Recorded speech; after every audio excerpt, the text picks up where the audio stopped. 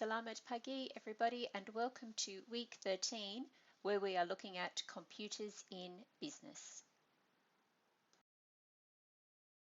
So today we will be doing a quick review of our grammar focus from last week, which was present and present continuous tense. Then we'll be moving on to our topic for this week, again, computers in business. And our grammar focus is going to be modality and how to use modal verbs. In our review, present and present continuous tense. Present tense is describing something that happens now and that happens regularly. And present continuous tense is describing what is happening at that exact moment. So it's happening as you are talking or as you are writing.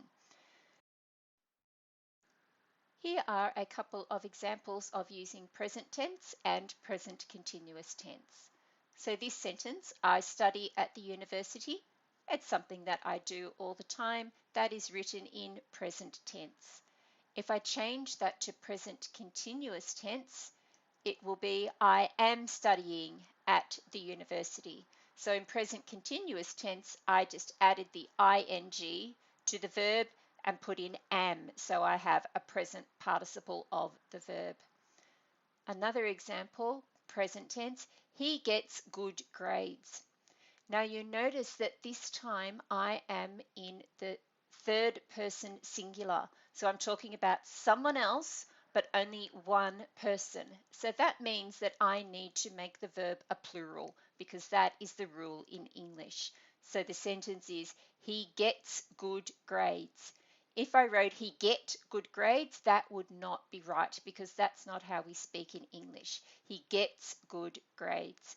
And in present continuous tense, that would say he is getting good grades because it's something that he is doing right now.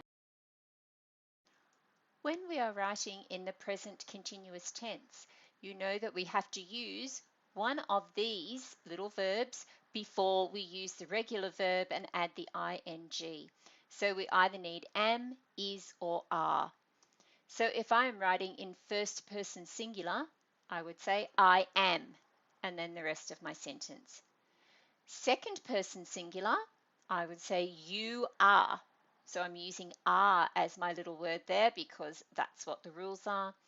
And third person singular, he is, she is, it is, because we're only talking about one person or one thing, so we use the word is before the verb. And present continuous tense for plurals, we always use are. So first person plural, we say we are. Second person plural, we say you are. And third person plural, we say they are. And so most of the time you can see we're using are, but sometimes we need to use am.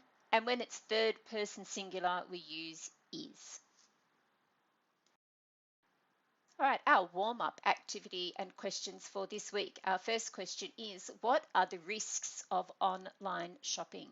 I'd like you to think about what risk is involved in online shopping and how can consumers, that means shoppers, protect themselves online. So what sorts of things can we do to make sure that our financial information is safe when we are shopping online? If you could write your answers in the comments below, that would be great.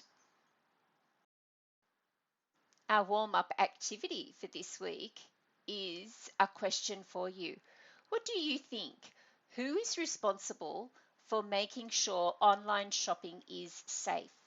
Should it be the responsibility of the online store to make sure that their site is safe? Or is it the responsibility of the shopper or the consumer? Is it up to them to make sure that they are keeping themselves safe? So there is no right answer. I'd just like to know what you think. So if you could write that in the comments, what do you think? Whose job is it to keep everybody safe online? Is it the job of the shop owner or is it the job of the consumer?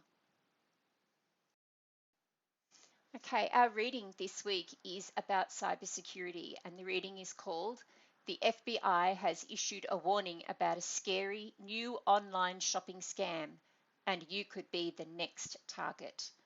So you can tell from the title that they really want you to read this reading because it's going to give people advice about how to keep themselves safe online. So the link for the reading is in the comments below. Like always, I'd like you to highlight any words that are a little bit tricky or you would like some help with when pronouncing them. And when we have our practicum on Thursday, you'll be able to type those into the chat and we can practice saying them then. And don't forget from a couple of weeks ago when we learned about skimming and scanning, try to use your scanning technique when you are doing the comprehension questions. So identify those keywords and then scan through your reading to find them. Here are our questions for the week. There are 8 questions. Please make sure you answer them in full sentences and make sure that you get your answer from the reading. All of the information that you need to answer these questions is in the reading. Okay, we also have a vocabulary activity this week. So there are 13 different terms here. E-skimmed, information, two-factor, recommends, cautious, experts, card, generate, cybercriminals, money, virtual, and consumers. Now, last one is agree. What we need to do is make sure that you understand those words because you're going to need to use them to complete the next activity, which is this passage. Now, this worksheet is linked in the comments below, so you'll be able to get a hold of the worksheet there. And everywhere there is the space in the line, you need to choose one of the words that were on the previous slide to fit in there to make sure that the passage makes sense. So you don't need to write out the meaning of all of those words, you just need to use them in the right place. And download that worksheet from the comments below. Okay, now we're going to have a look at our grammar focus for this week. And this week we are looking at modality. So modality is an interesting topic because it's about how a speaker or a writer shows their attitude about a topic or a subject. And the way that we do that is by expressing certainty, possibility, willingness, obligation, necessity, and ability. And we can do that using modal words and expressions, which I will show you in just a moment. So modal verbs are auxiliary verbs, which sometimes they get called helping verbs. So auxiliary or modal verbs are verbs we use with the sentence verb, and usually they come just before the sentence verb, and we use them to help show how we feel, if we feel strongly about something or if we don't really care all that much. That's when we use modal verbs. So we're going to have a look at how to use modal verbs in a few different ways. So if you want to share your opinion or your attitude towards something, you can use modal verbs or modal expressions. So let's have a look at some examples here. I will save my money. So this is something that I say to myself all the time. So you can see I will save. It has a stronger feel to it than if I just said I save my money. So will is the modal verb there, and then save is the sentence verb. So when I put the two of them together, will save, that's creating a high or a strong modality because I really mean it and I am certain it is going to happen. So if I were to write my second sentence, I ought to save my money, ought to save isn't as strong as I will. Ought to means I probably should and I'll try, but it's not the same as will. It means it will probably happen, but maybe it won't. So there is ought to is my modal verb and save is the sentence verb. So when I say ought to save together, that's moderate modality. It's not very strong, but it's not weak either. It's kind of in the middle, where I'm thinking I really ought to try and save my money. Now, if I write this sentence in low modality, I could write I could save my money. So could is the modal verb and save is the sentence verb. So I could save my money probably means that I could save it, but I will probably spend it. So that one is a low or a weak modality. So when you look at those sentences, you can see the first one is very strong. I will save my money. The second one, I ought to save my money, isn't as strong, but it's not weak either. It's kind of in the middle. And I could save my money. That's low or weak modality. So that is how I'm using modal verbs for an opinion or an attitude. Another way to use modal verbs is to give someone advice or directions. So we use our modal expression and modal verbs. Again, we can have strong or high modality down to low or weak modality. So here's an example. You must save your money. So must is the modal verb and it's right before the sentence verb. You must save your money. So the word must means that you have to do it. So if I put them together, you must save your money. That is high or strong modality. So my advice is this is what you have to do. So the next example, you should save your money. Should is the modal verb. And there we have save as the sentence verb. And that one isn't as strong. It's not like you must save your money. I'm only saying you should save your money, which means you probably will, but you might not. So it's in the middle again. So that's a moderate modality. So not high and not low, but in the middle. And then our low modality, you could save your money.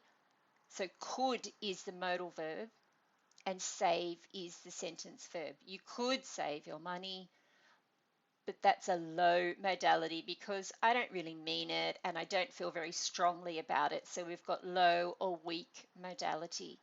So high, you must save your money.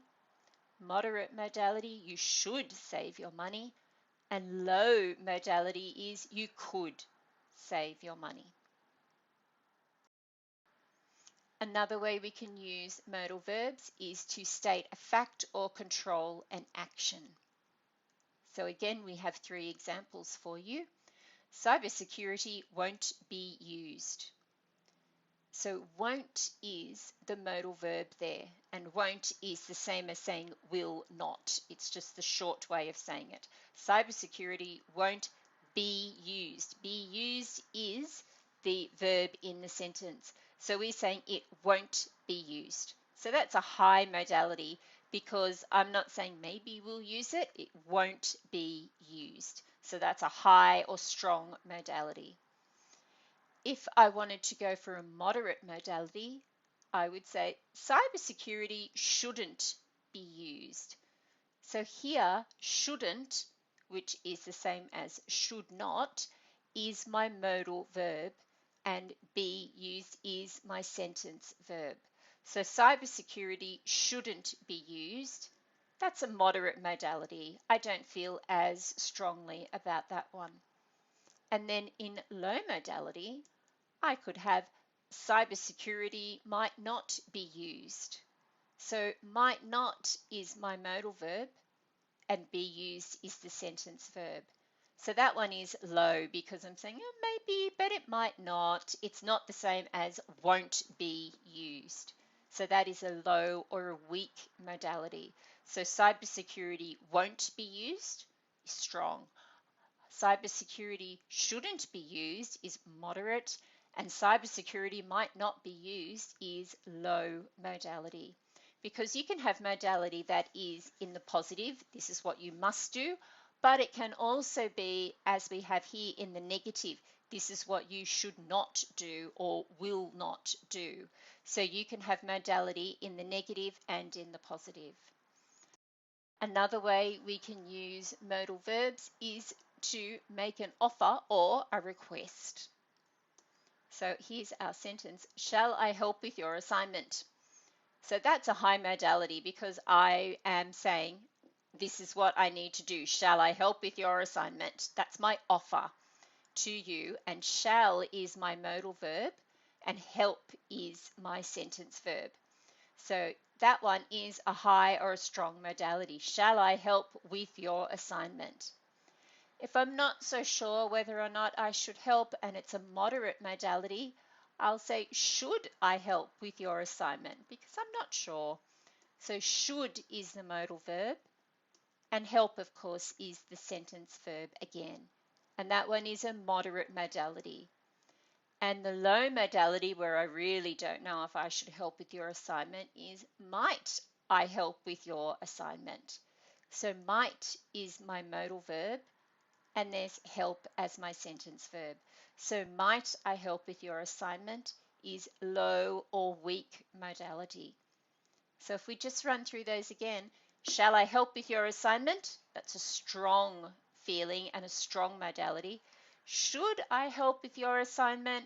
Kind of in the middle, that one's moderate. And might I help with your assignment is low or weak modality. Okay, so what I have now is some tables for you that tell you what the modal verbs are and when we use them, because I'd like you to try some writing now with modal verbs yourself. So in the table you can see here, these modal verbs, will, won't, shall, shan't, must, can't, have to, need to, and needn't, are all strong modal verbs. So we use them when we are very certain or we're sure they are high or strong modality. And you can see over at the side there, I've given you an example sentence for each one. All right, now we're going to look at some moderate modality and the verbs we use. So this is what we use when it's likely, but it's not certain. So the modal verbs that we can use here are should, shouldn't, ought to, ought not. So it does mean that it's likely to happen, but it's not as strong as the certain ones where we know for sure it's going to happen. So there's also an example for each of those modal verbs that we use for moderate modality. And then we have low or weak modality. So these are the verbs that we use when it's only possible that something will happen. It's not certain and it's not even likely, but it's possible. So the modal verbs that we can use are may not, might not, and could. For your grammar activity this week, I would like you to try some modal writing. So there's 4 sets of writing for you to complete using high, moderate, and low modality. So these are the 4 areas I would like you to look at. Express your opinion about online shopping. Give someone advice about how to stay safe when online shopping. Write some facts about e-commerce in Indonesia, so you may have to go back to the reading that we did last week. And make an offer to help someone with a task. So there's a worksheet that's linked in the comments below that has all of the information that I've just taken you through, and it also has the examples of modal verbs and this activity for you to fill a table in. So all the information that you need is there on the link. For our practicum lesson on Thursday, please make sure you have completed the reading and answered the comprehension questions, and type up your answers in complete sentences. We also have the vocabulary activity where you are choosing the correct word to fit into the spaces so that the passage makes sense, and practicing writing with modality. So the link to the worksheet is in the comments below.